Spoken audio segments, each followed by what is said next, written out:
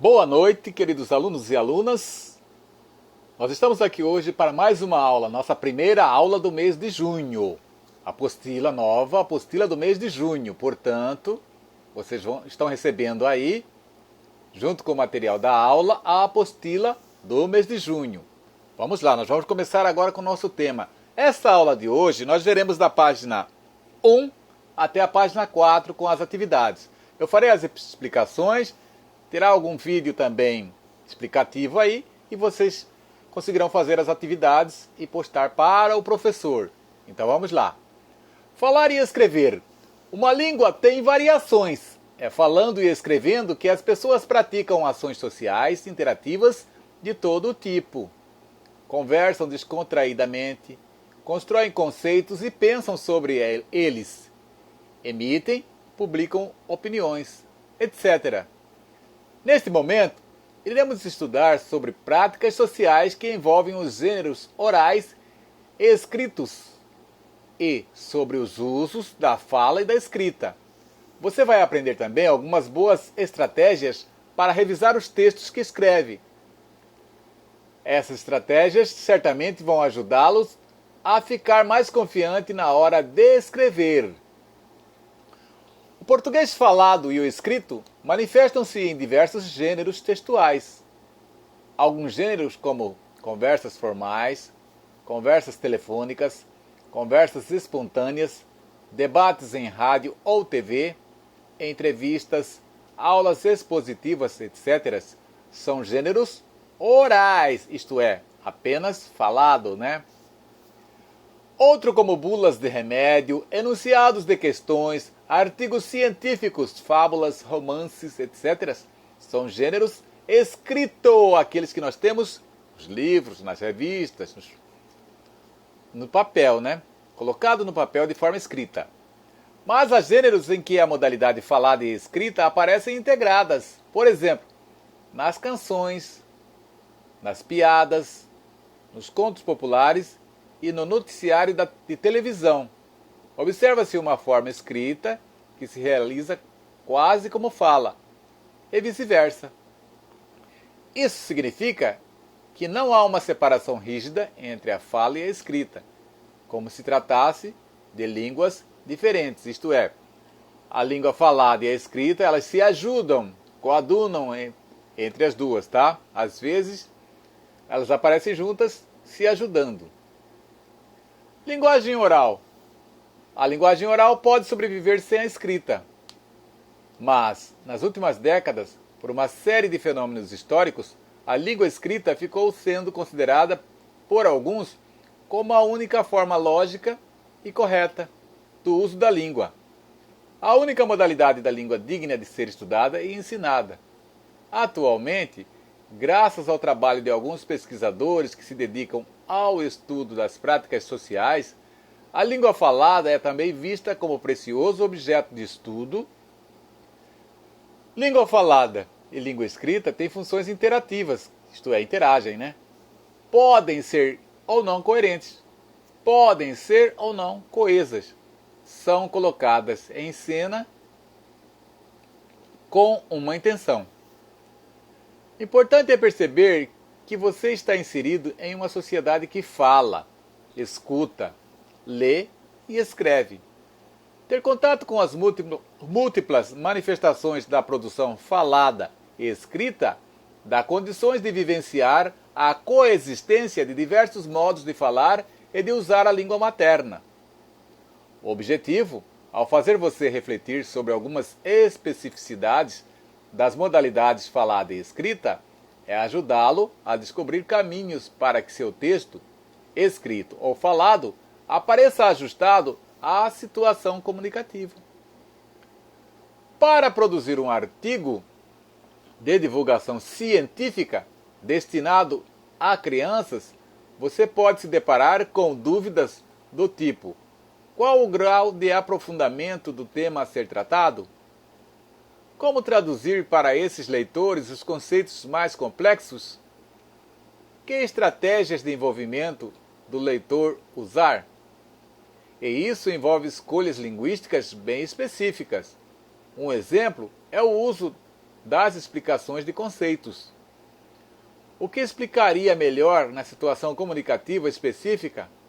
Paráfrases, analogias, exemplos, desenhos esquemáticos. E como inserir essas explicações no texto? Entre parênteses, após dois pontos, em boxes, em citações de falas de especialistas, quando for o caso? Decidir a respeito de o que explicar, o quanto explicar, como explicar, quando explicar e como textualizar essa explicação no texto envolve pôr na balança os ganhos e perdas de tais escolhas, tendo em vista os fatores já mencionados. Atividade 1. A seguir você lerá um trecho do livro Grande Sertão, Veredas, de Guimarães Rosa, que viveu de 1908 a 1967. O escritor, que nasceu em Codesburgo, Minas Gerais. Nesta passagem do livro, o personagem Riobaldo narra o nascimento de uma criança.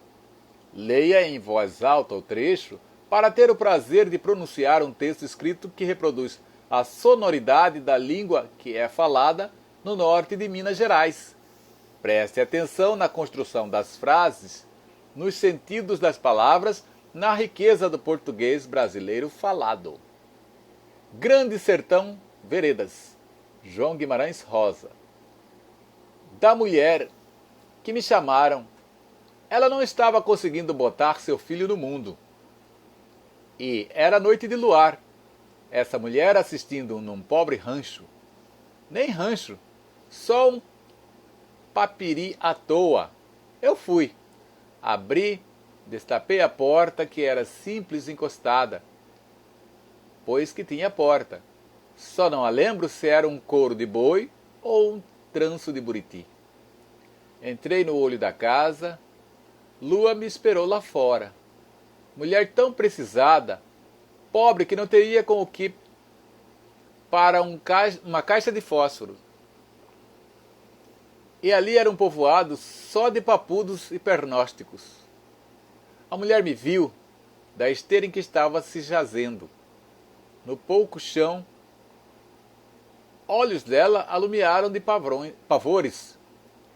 Eu tirei da algibeira uma cédula de dinheiro e falei: toma, filha de Cristo, senhora dona, compra um agasalho para esse que vai nascer, defendido e são, e que deve se chamar Riobaldo. Diga ao senhor. E foi o menino nascendo. Com as lágrimas nos olhos, aquela mulher rebeijou minha mão. Alto, e eu disse, no me despedir: minha senhora dona, um menino nasceu. O mundo tornou a começar. E saí para as luas. João Guimarães Rosa, Grande Sertão, Veredas. Responda. Número 1. O trecho que acabou de ler é narrado em primeira pessoa. A linguagem utilizada pelo narrador assemelha-se à de uma conversa? Justifique sua resposta. Número 2. Guimarães Rosa, o autor do texto, trabalhou em várias cidades do interior mineiro, sempre demonstrando profundo interesse pela natureza, pelos sertanejos e, principalmente, pela linguagem do sertão. O trecho que você leu pode comprovar essa afirmação? Por quê?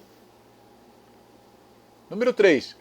No trecho lido há várias frases que dão um tom poético ao texto. Escolha duas frases que, para você, são escritas com toque poético e justifique suas escolhas. 4. Veja a seguir os sentidos das palavras papudo e pernóstico. Dos sentidos, quais podem se encaixar melhor no texto de Guimarães Rosa? Justifique sua resposta. Papudo, datação 17 e 20. Adjetivo. 1. Que tem papo, búcula, grande. 2. Que apresenta dobras ou pregas, empapuçado. Exemplo, pálpebras. Adjetivo substantivo masculino. 3. Regionalismo. Brasil. Uso informal. Que ou que tem bom papo, bom conversador. 4. Que ou que faz ou diz bravatas, fanfarrão. Pernóstico. Datação, a 1959. Adjetivo e substantivo masculino. Uso informal. Que ou aquele que é presumido afetado, pretensioso. Uso informado. Uso informal. Que ou aquele que é espevitado, repontão. Regionalismo no Brasil. Que ou aquele que gosta de empregar termos inusuais, os quais, não raro, desconhece. Então essa palavra pernóstico aí é uma pessoa que gosta de se gabar falando coisas que muitas vezes nem entende, né? 5.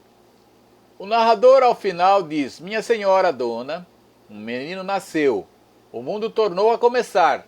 Em sua opinião, o que o narrador pode estar querendo dizer com esta frase? Então, nossa atividade hoje vai até este ponto, tá? Vocês respondam e mandem para o professor a atividade, tá? Então tenham uma boa aula, tá? Se tiver alguma dúvida, por favor, me chamar. Boa aula, boa noite e até a próxima, tá? Fiquem com Deus.